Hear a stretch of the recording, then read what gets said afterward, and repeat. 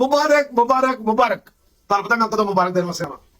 ਗੌਰ ਨਾਲ ਸੁਣੋ ਮੈਂ ਕਦੋਂ ਤੁਹਾਡੇ ਕੋਲ ਹਾਜ਼ਰ ਹੋਣਾ ਮੁਬਾਰਕ ਦੇਣ ਵਾਸਤੇ ਇਹਦੇ ਨਾਲ ਗੌਰ ਨਾਲ ਸੁਣੋ ਤੁਸੀਂ ਮੈਂ ਵੀ ਸੁਣਨਾ ਤੁਸੀਂ ਸੁਣੋ सरदार ایاز صادق صاحب 199 votes.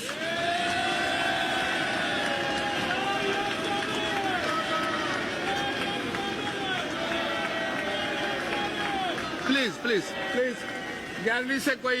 आवाज ना आए, गैलरी से कोई आवाज ना आए जी। रिजल्ट सुनिए। मलिक मोहम्मद आमिर डोगर साहब 91 वोट्स।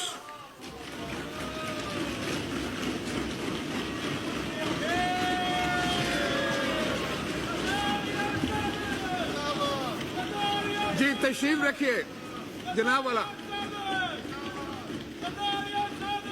प्लीज गैलरी से कोई आवाज ना आए। बहुत अच्छी रवायत है कि सरदार इयाज सादिक ਲੋ ਜੀ ਇਹ ਗੱਲ ਸੀ 9 ਮਈ ਵਾਲਿਆਂ ਦਾ ਸੂਰਜ ਡੁੱਬਦਾ ਪਿਆ 28 ਮਈ ਵਾਲਿਆਂ ਦਾ ਸੂਰਜ ਤਲੂ ਹੋ ਰਿਹਾ ਅੱਜ ਇਜਾਜ਼ ਸਾਦਕ ਸਾਹਿਬ ਆਪਣੇ ਸਪੀਕਰ ਦੇ ਉਹਦੇ ਤੇ ਅਸਲੀ ਸਪੀਕਰ ਅੱਜ ਬੈਠ ਗਿਆ ਜਿੱਥੋਂ ਗੇਮ ਟੁੱਟੀ ਸੀ ਜਿੱਥੇ ਗੇਮ ਨੂੰ ਤੋੜਿਆ ਗਿਆ ਸੀ ਇੱਕ ਪੇਜ ਬਣਿਆ ਸੀ ਇੱਕ ਪੇਜ ਨੂੰ ਫਾੜ ਕੇ ਉੱਥੇ ਸਫ਼ਰ ਦਾ ਸਿਲਸਿਲਾ ਸ਼ੁਰੂ ਹੋ ਗਿਆ ਪਾਕਿਸਤਾਨ ਤੁਸੀਂ ਤਿਆਰ ਹੋ ਇਸ ਸਫ਼ਰ ਦੇ ਵਿੱਚ ਬਾਂਬੇਲੀ ਬਣੋ ਉਹਨਾਂ ਦਾ